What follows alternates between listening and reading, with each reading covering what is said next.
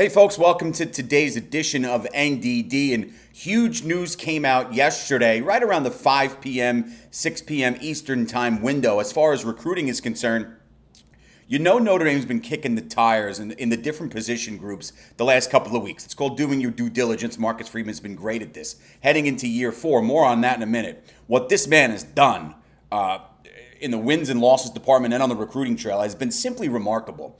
But then the news comes out last night that Grayson McHugh, a huge 4-star offensive lineman who was bouncing around, viewing and visiting different programs, including being out in South Bend last weekend, commits to Notre Dame. And this came as a bit of a surprise because McHugh was initially going to announce July 1st. But the kid from LaSalle College High in Pennsylvania had a change of mind, a change of heart, whatever it might be, and he decided to announce that he's going to be taking his talents to the University of Notre Dame.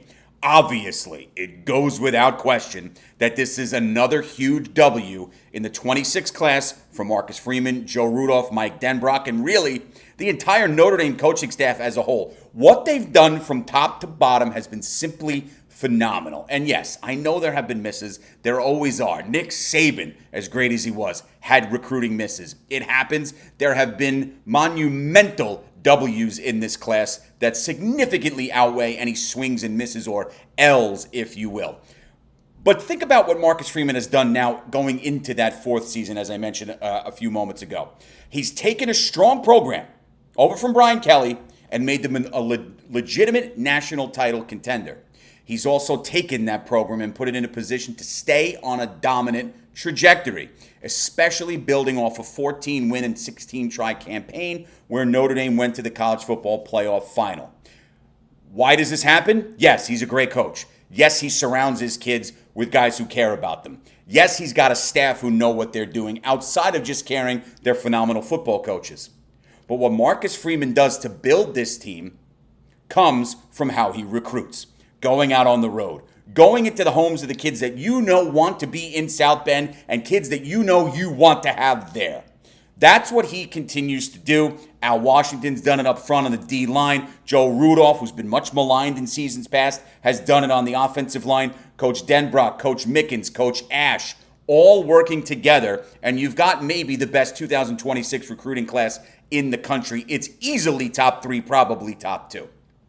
And here's what you get in McHugh. 6'8", 280-pound athletic specimen. Yes, I said a couple of weeks ago when breaking him down, he's raw at the tackle position, but he's fully capable of blossoming in to a full-time outside guy. At 6'8", 280 already, you put him in a D1 program like Notre Dame, the kid's going to get stronger, he's going to get faster, he's going to get better from top to bottom. That's huge. Perhaps more importantly, and again, it's the teacher in me, kid's got a GPA north of 4.0, which is just mind-blowing. He's the 5th offensive lineman to commit in the class. Greg Patrick, Sullivan Garvin, Ben Nichols, and Tyler Merrill, the other 4. So obviously today's show starts with big news. It was a big breaking news, big night overall for the Gold and Blue. Absolutely job well done getting another stud lineman across that line in the 2026 class. Future looks awesome. Started the player profiles yesterday with the portal guys coming into this year, and we began that with Malachi Fields, the big target that Notre Dame is going to get and have at their disposal for what we hope will be another campaign where Notre Dame is reaching the college football playoff, the college football championship game, and hopefully winning their first title since 1988. But I want to focus today on another portal wide receiver, Will Pauling, previously played at both Cincinnati and Wisconsin, 5'10", 190 pounds, Chicago, Illinois kid, so grew up about 90 minutes outside of South Bend, over 830 yards on 74 catches and 6 touchdowns for Wisconsin during the 23 campaign. You look at last season, banged up a bit, 42 catches, 400 yards, 3 touchdowns, and somewhat of limited action. But that was also for a Wisconsin team that was a very underwhelming 5-7, highly disappointing in year 2 of the Luke Fickell regime. So when you think that he spent a fair amount of time banged up, you look at those numbers and you say they're pretty good. And you see a kid like Will Pauling, if some of you may be unfamiliar with him, during his time in Madison, this is a kid that saw time on the outside and in the slot. So there's versatility there at essential positions on the football field.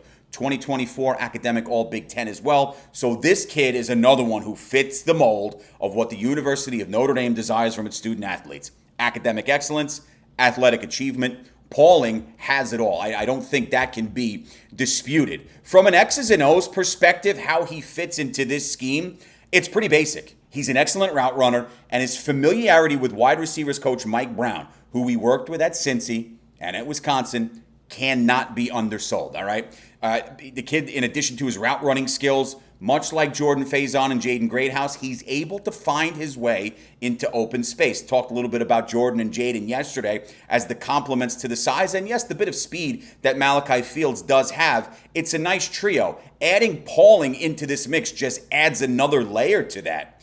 And the best thing probably about the Chicago native, he is as reliable as they come on third down. In 23, he caught 27 balls moving the chains on third down. And with a new quarterback, and this is not me telling you anything you shouldn't already know, you're going to have a new quarterback under center regardless, either the sophomore Minchie or the freshman Carr.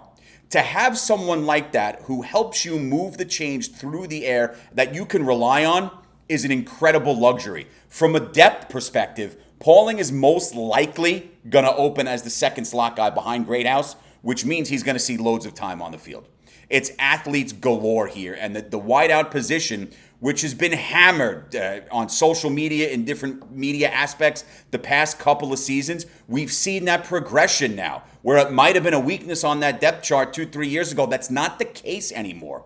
And now with Malachi Fields, the focus of yesterday's show, and Jordan Faison on the outside, presumably, the opportunities for both Greathouse and Pauling to operate in space, create big play opportunities, and move the chains on third down makes this wide receiving core as deep as we've seen in some time in South Bend. It's that simple. And simply put, Pauling makes the group better. So I'll continue to do these breakdowns as we go through. I want to get through all of the portal guys first. Notre Dame has 8 of them. Tomorrow I'll talk a little bit about incoming tight end transfer Ty Washington as we stick with the offensive theme going on. We started with recruiting, McHugh committing to Notre Dame. I want to end with recruiting, and it's in the 27 class.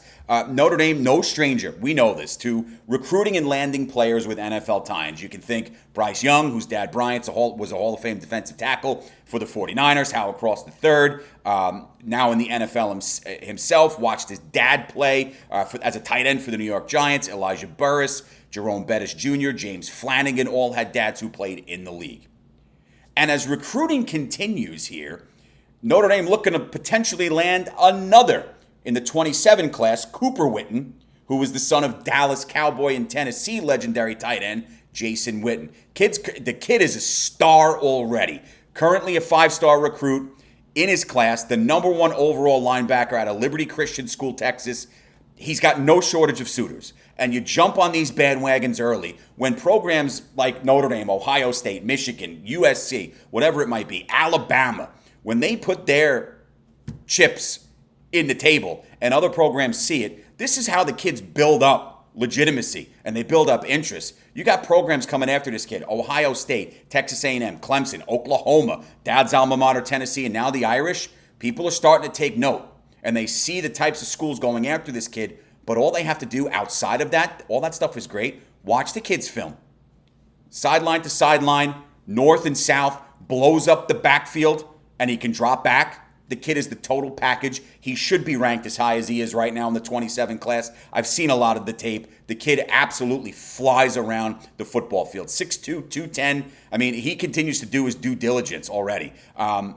Seeing some school. Now, he's a two-way player in high school, but primary focus has been linebacker. 45 tackles, 5 picks, 2 pick sixes a year ago as a sophomore.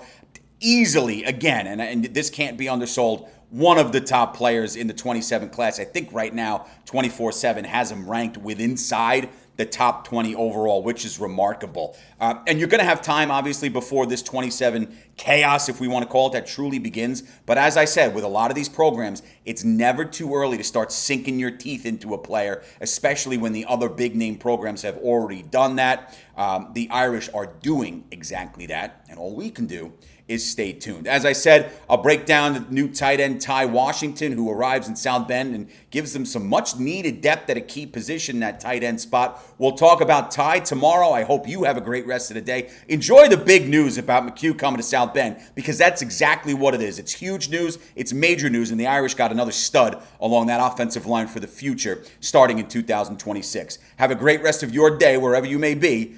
Go Irish.